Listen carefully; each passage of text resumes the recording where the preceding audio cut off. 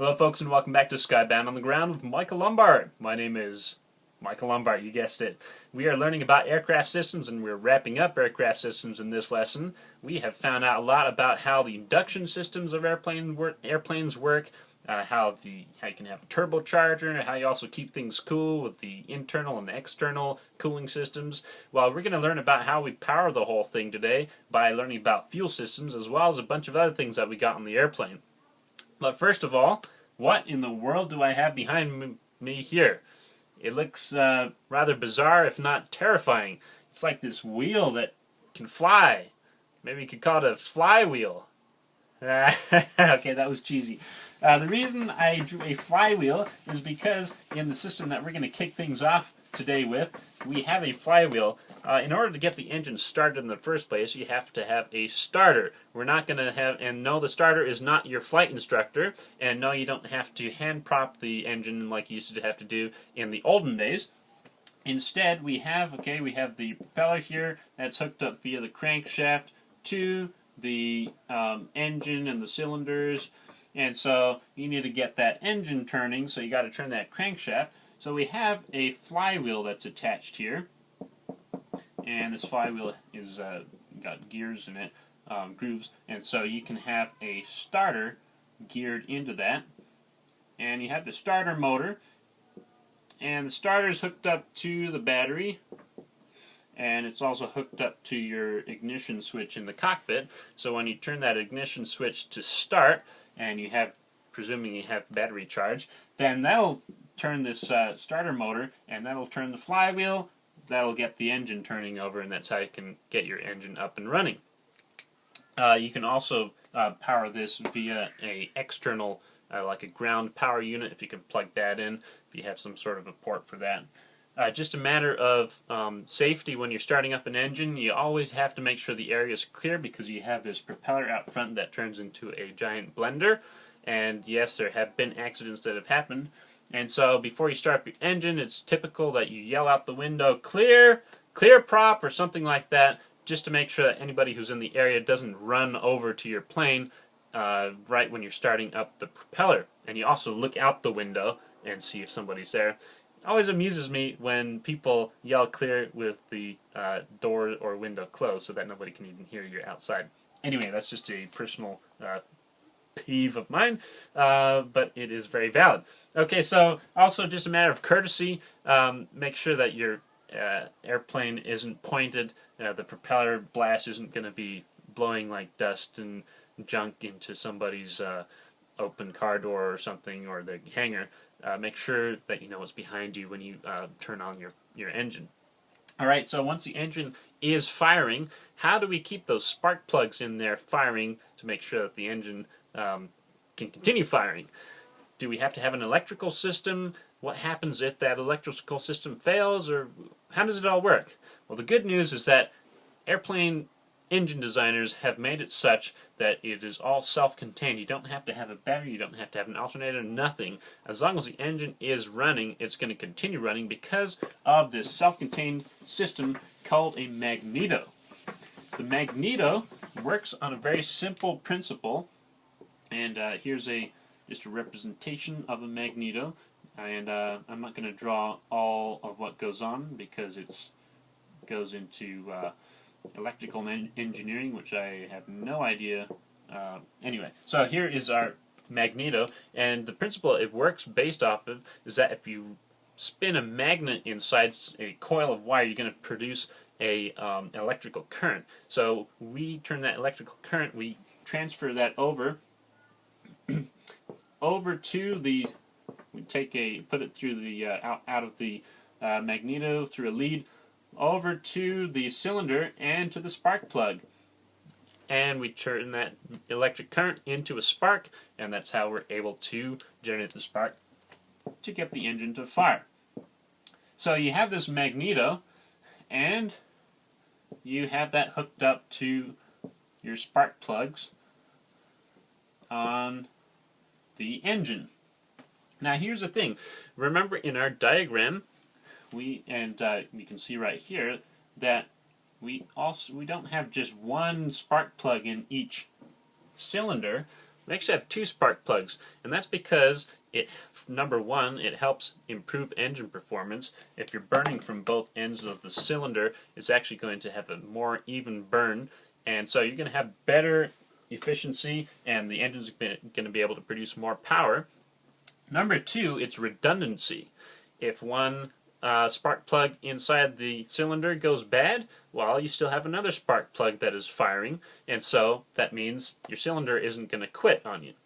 So first of all, efficiency, and then 2, redundancy. We also have redundancy with our magnetos because we have not 1 but 2 magnetos. So in the event that one magneto fails, we're going to make sure that the other one is hooked up to the other side.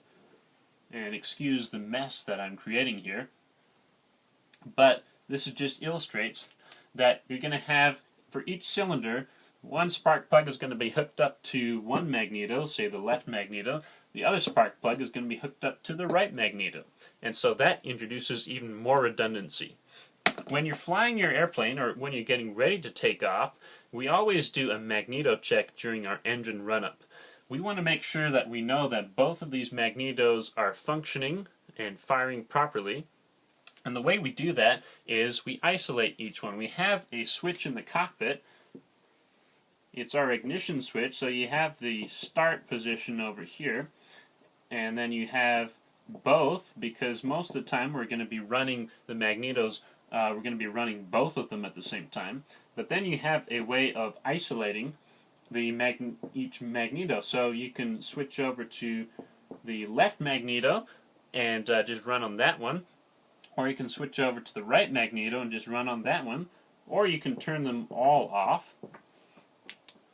And so during our run-up, we test each magneto separately to make sure that, hey, if I turn it over to the left magneto, does the engine quit?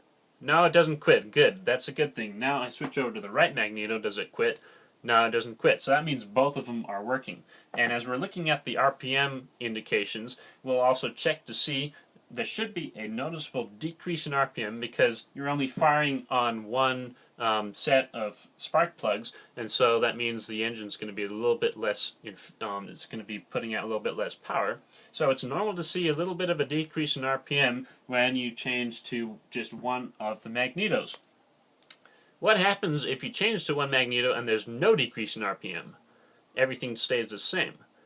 That might be a situation, because you can figure out if this is a problem if you go all the way to off and the engine keeps running.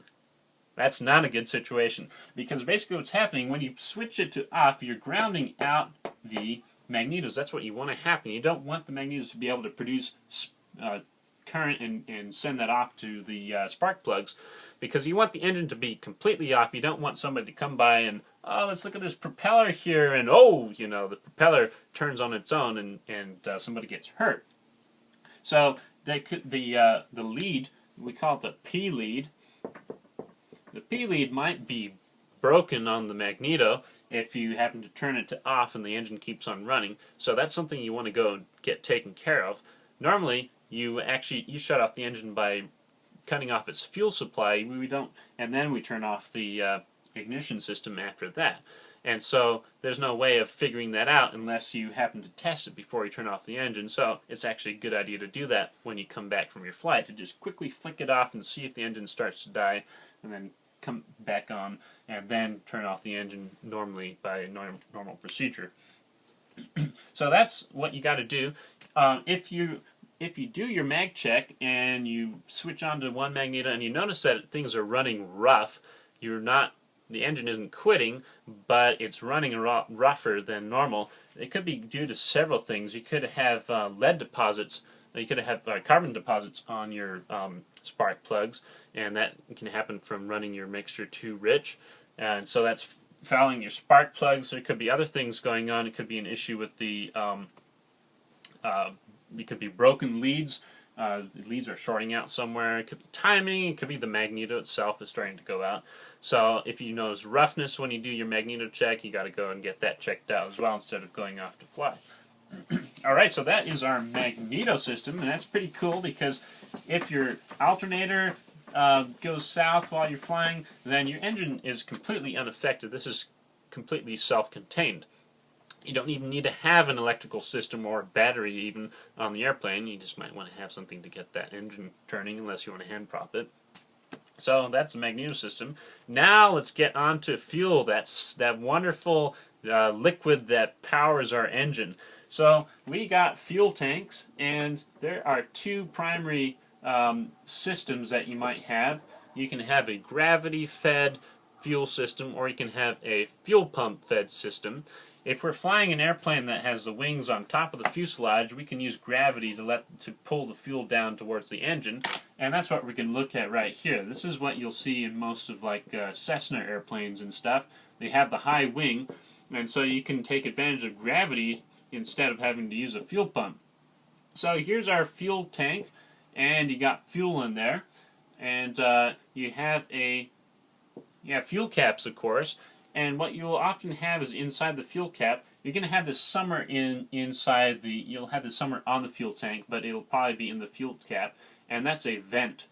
That's to allow air to come inside the tank as the fuel is getting used up. You have to replace that space with something, otherwise the fuel isn't going to go out on its own accord. It's like trying to suck on a bottle, with trying to drink water out of a bottle without letting air go back in. You're not going to get very much out of it. Eventually you can't finish the whole bottle. So you're going to have a vent, and it's probably going to be in the fuel caps themselves. You're also going to have a little relief valve on the fuel tank because when you have the fuel tank all the way full, fuel expands with increased temperature. So if you're sitting on the ground on a hot day and you just topped off the tanks, what will happen is that fuel will start expanding and need somewhere to go, and so it'll actually just get dumped overboard, and you'll see fuel dripping outside of the fuel drain on your wing. It's completely normal. It's kind of a little bit strange for passengers to see, but you can just assure them that, yeah, that's normal. I always have fuel dripping out of my airplane. Okay, so what kind of gas do we put inside this fuel tank? Automotive gas? Jet fuel? Wrong on both counts. We have something very special for airplanes, and that's called aviation fuel. It has a higher octane rating. Octane rating is very important. So if you're going out and getting cheap gas at the gas station, you're going to get like 85, sorry, not 85. You can find that stuff somewhere, but you're going to get like 87 octane. If you want to feel like you're doing something really good for your car engine, you might get 91 octane. Well, airplane engines run on 100 octane, at least the ones that you and I are going to be flying. 100 octane and 100 actually low lead octane. Now, the octane rating is important because of its anti-knock value. Anti-knock is basically the resistance that fuel has to exploding under pressure. The lower you go in octane ratings, the more likely when you squish that fuel together inside the chamber, inside your piston, inside your cylinder, the more likely it is to actually explode in there instead of when you get to the top burning nicely and evenly. We don't want that to happen because that is damaging to the engine. So for aircraft engines that have high compression ratios, you have to have 100 low lead fuel. You have to have something that is resistant to exploding under pressure.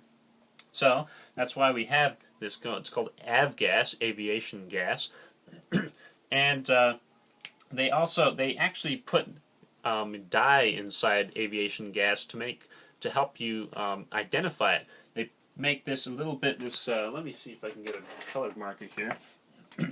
They make 100 low lead a light blue color. So if you held it up by a white background, you'd be able to see that. There's also another type of. It's just called 100. And that is got a green color to it. So when you're checking your fuel in your tanks, you want to make sure you got the right stuff. You might also encounter jet fuel, and that's called Jet A. And Jet A is not something you want to put in your engine because that is going to take that stuff apart. But Jet A is actually clear or straw colored. And I can think of another thing that should be clear or straw colored if you're drinking enough water. But we are into airplane mechanics, and so that's what we're talking about right here. Okay, so that's what you should be putting inside your fuel tanks: 100 low-lead gasoline. And while we're talking about what can happen, I was just telling you about how if you put in lower octane gas, it can explode in there in the cylinder. That's called detonation, when the fuel air charge doesn't burn smoothly and evenly, but instead explodes. That damages the inside of the cylinder, damages the piston, it can damage the valves. You can also get a condition called preignition, where you get some sort of a hot spot inside the cylinder, and so as the piston head is on its way up, it actually, this fuel-air mixture ignites before it even gets to the top at the end of the compression stroke. And so instead of waiting for the whatchamacallits, those spark plugs to fire when you get to the top, this thing just ignites on its own, and so it's burning and trying to push against that piston head while the piston's going up. Naturally, that's not very healthy for the engine either. And you can get both of these things will start happening at the same time: preignition, detonation, and detonation will be as a result of running on low octane fuel. It can also be a result of running the mixture too lean, not having enough fuel in the mixture, and it can be a result of running the engine too hot. And then, so when you get preignition, when you get detonation going on, you're also probably going to have preignition going on at the same time. It's hard to tell the difference between the two. Both of them, you're going to start losing power, and you're going to notice the engine is going to start overheating. So make sure you put the right gas in your fuel tanks, and also when you're flying an airplane, make sure that you keep things cool. Don't let your engine overheat. Alright, so while we're talking about what we have in our fuel tanks, we got to make sure that we have the right stuff in there. We also got to make sure that we don't have the wrong stuff in there with the right stuff. What does that mean? Well, there might have been some sort of contamination. You don't know who's been flying the plane before you and who's tried to sabotage things by dumping water in your tanks or something like that. So you're going to have a fuel drain on each of your tanks, and it's important during your pre-flight inspection to always take a little sample of that and see what's inside the fuel. It should be that clear, slightly blue-colored fuel, and there should be nothing else in it. But if there was water, if it was suspended in there, it might look like a cloudy appearance, or water droplets just beat up on the bottom. And so you would have to drain that out and keep on draining your fuel tanks until you made sure that it was completely clear. There might also be sediment and whatnot in there, and you don't want any of that stuff going into your engine because you're not gonna be going very far. Okay, so when you once you check that, it's also a good idea to check the color of the fuel, make sure it's the right fuel, because otherwise it could all just be water. And so in that case, you need to get rid of that water.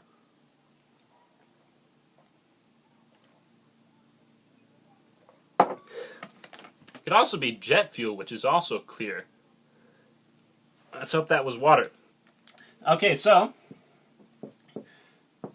now we're going to look at the rest of the fuel system. After it exits the wing tanks, it goes to this little valve over here. This is the fuel selector valve. Now we have two tanks, so we can choose which tank we're running from. Isn't that nice? We have the freedom to choose which tank you are burning fuel from. So with the Cessnas, you're going to have basically four positions. You can either have both, or you can have neither, which would be off, or you can have left or right. And so this is the fuel selector valve. If you're running the pipers, you're going to most likely have just left and right. You don't get to choose both of them. So that's a nice thing about Cessnas.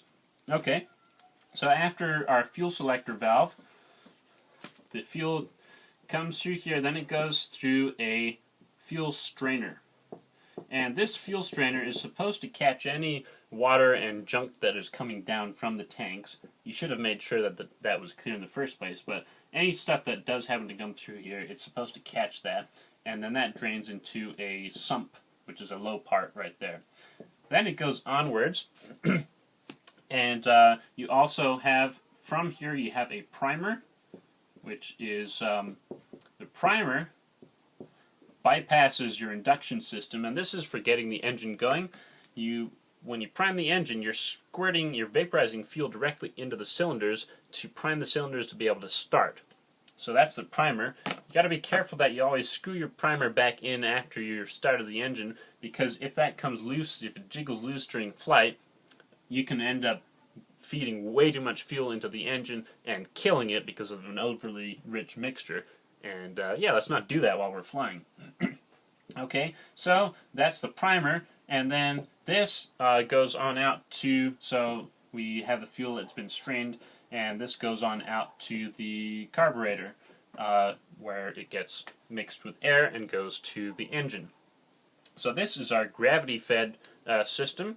And then just a quick look at a low-wing system. If you're flying like the Piper or a Bonanza or something like that, you'll have your tanks down here, and you still have the fuel selector.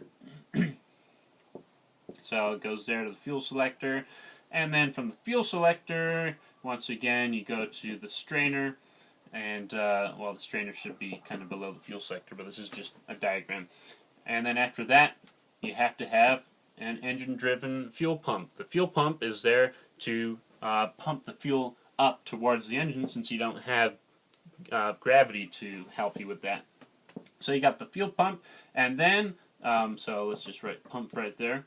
And then, of course, so that's going off to the carburetor.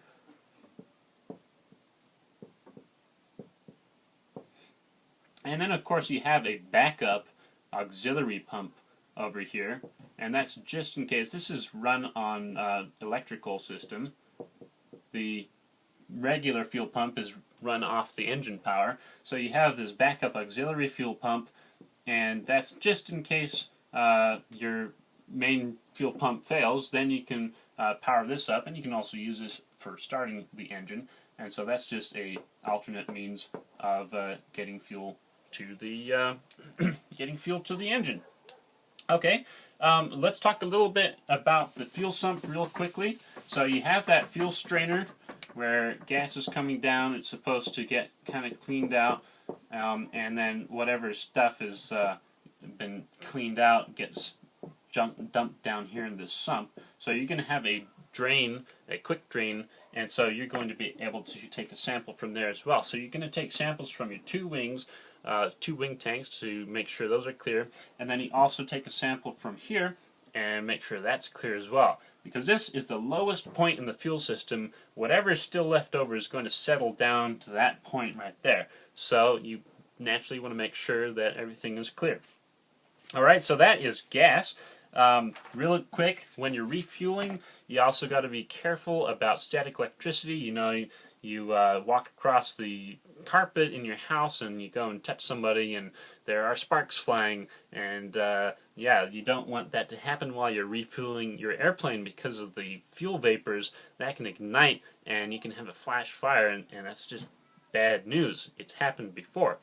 And as the fuel's flowing through the pipe, through the hose of the refueler, it generates static electricity. There's already a little bit of charge on the airplane, on you, so there's a proper procedure that you have to follow of grounding your airplane, attaching this ground lead to the airplane before you start fueling. So that's just a consideration, and that's what you'll learn when you start actually flying the airplane. Okay, so we know about fuel systems. Now let's take a look at the electrical system. We have all sorts of lovely bells and whistles on our airplane, and we need some way to power that. So hey, we got a battery. Well, how long is our battery going to last? Not very long. So we have something else then. We have this thing called an alternator, and let me see if I can draw something that looks like an alternator. Alternator is spun up by the engine, and so it produces an alternating current, and we use that current to power our electrical system. Now these two things are hooked up to something called a bus bar, and a bus bar, you'll actually have two of them in your airplane. A bus bar is kind of like a power strip, where you plug all your stuff into. Power strip surge protector. This is where you have all your circuit breakers, and this is where all your devices in your airplane are plugged into, per se. So you'll have your primary bus bar, and that'll be, so the power comes into here, you have the circuit breakers, and then all the power will come out of the bus bar and go out to stuff like lights, and your starter, and maybe your electric flaps, stuff like that. And then over here you'll have your avionics bus bar, and this will power all your gauges and your radios, and perhaps your GPS if you have that, if you have a GPS in your airplane. And so these circuit breakers act as surge protectors. They prevent too much current from going over and frying your radio. If you do get too much current going through, the circuit breaker will just pop. And the nice thing about having a circuit breaker is that you can reset it. Of course, you have to think about, well, why did it pop in the first place? That's another discussion for another time. So circuit breakers can be reset in flight, or reset right away. You might also have something called a fuse, and a fuse is kind of like a disposable circuit breaker. It's before you had circuit breakers, and it's just a one-time use. So you have to replace that if the fuse gets blown. So that's our electricals. In order to even power this all up, we have something called a master switch, and so it kind of looks like. Let's see if I can draw a three-dimensional switch here. So master switch. And the master switch will probably have two halves to it. So it's kind of like a double switch. It's like 2 in 1. So here's our master switch. And basically this will turn on power. This will allow power to go to the bus bar from the battery and the alternator.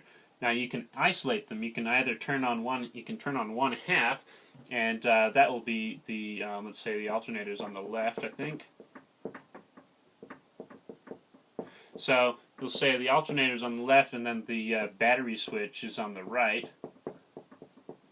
So if you're in flight and you find out that your alternator somehow went south, and then you can either try recycling it by turning it off, bring it offline, and then turning it back on. So you're just using the left switch, or you might just have to keep it all the way off. So that's why you have these two switches in one. But basically, the master switch allows you to have power flowing through the bus bar in the first place from the alternator and the battery. The amount of current that you're running through your system is going to be either between like 14. Typically, it's going to be between 14 and 28 volts, and that's going to be from the alternator.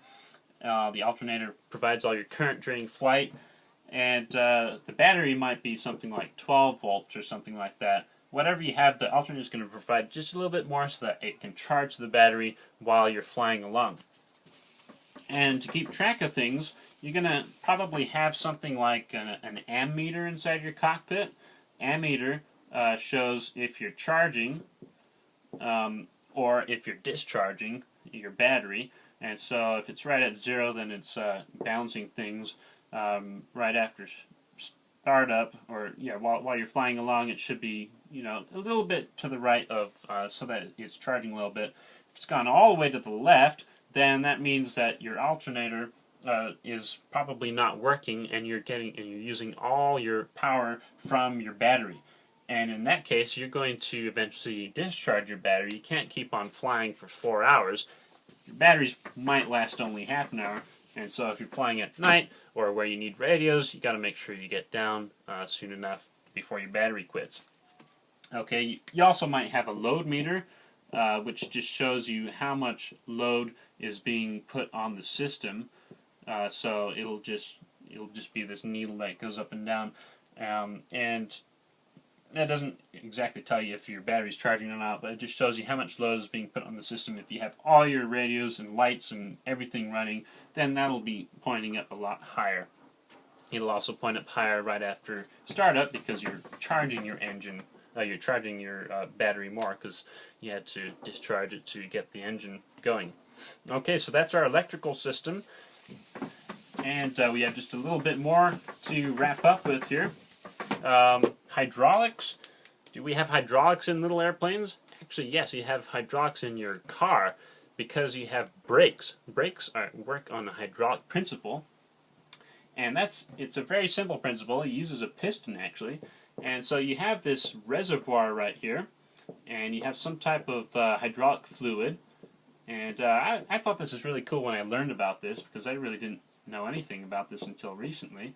And so you have some sort of a pump, and then you have some sort of a relief valve where excess pressure can be released. And then this is the working part of the hydraulic system. You have a piston.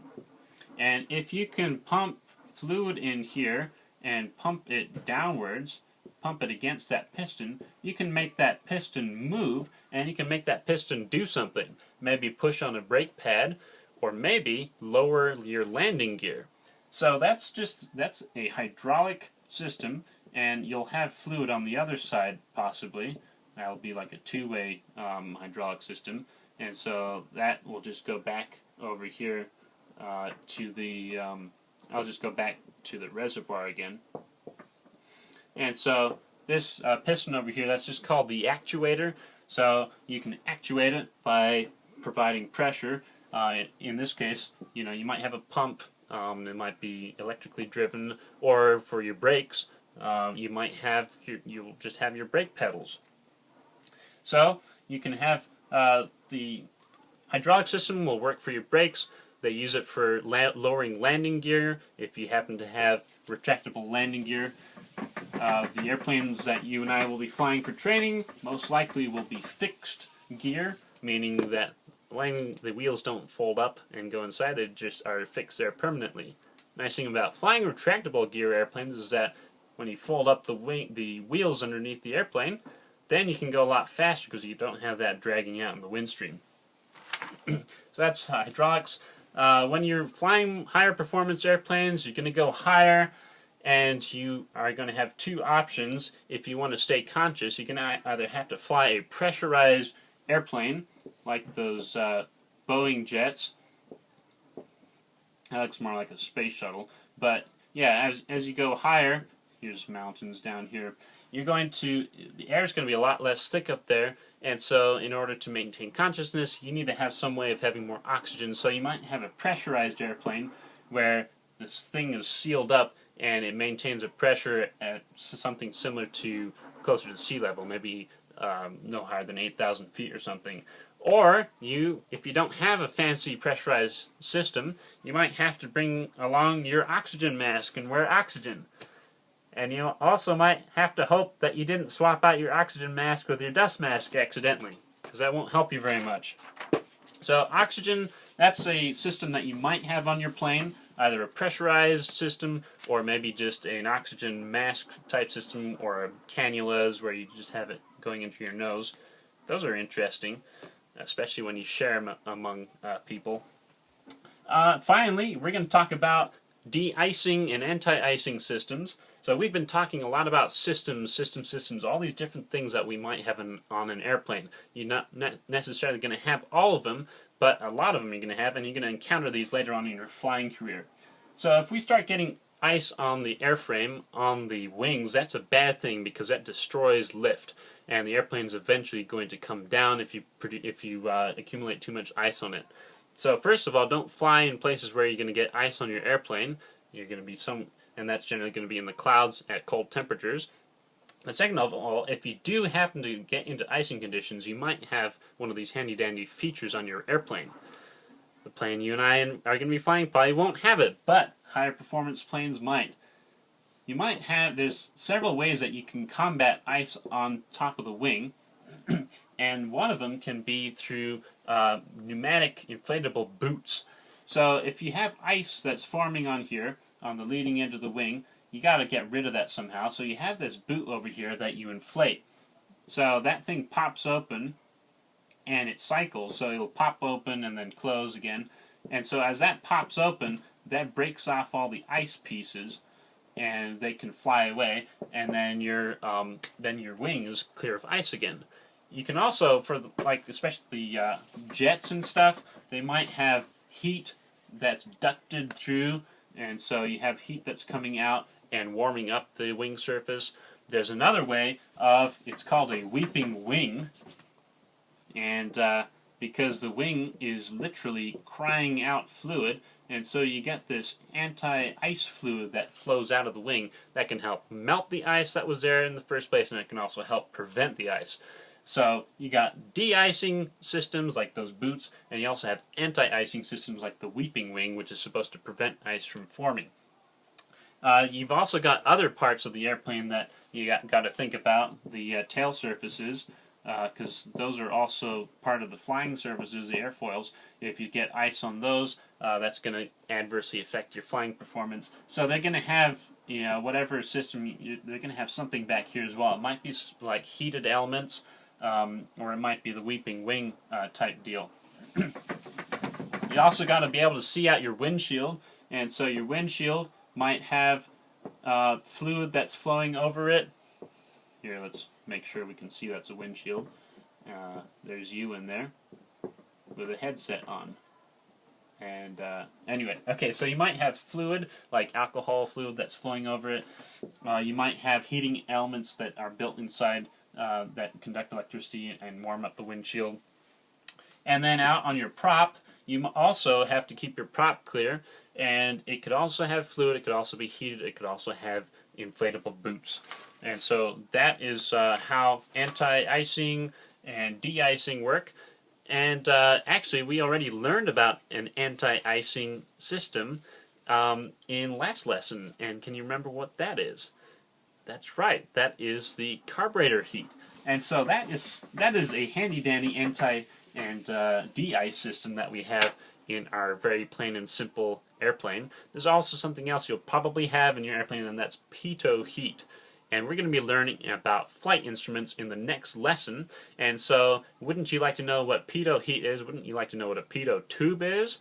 Well, maybe not, but we're going to learn about it, and you're going to see why it is so cool. So we're going to learn about all these fancy gauges you've probably seen, all these dials and whatnot and stuff inside airplanes, and you're like, whoa, that looks so cool, I could never learn all of that. Well, guess what? Next lesson we are going to be learning exactly what those gauges tell us and how they're not complicated at all. There's just a lot of them. But we're going to learn them bit by bit, and we're going to learn about flight systems next time. So thank you for tuning in and learning all about aircraft systems. I've really enjoyed this lesson. You can see me getting fired up. And next lesson is also going to be fun because we're going to learn how we can monitor our airplane performance via the use of our flight instruments. Stuff that we really don't need, but it helps us a lot to enhance our flying experience. So join me next time for more Skybound on the Ground.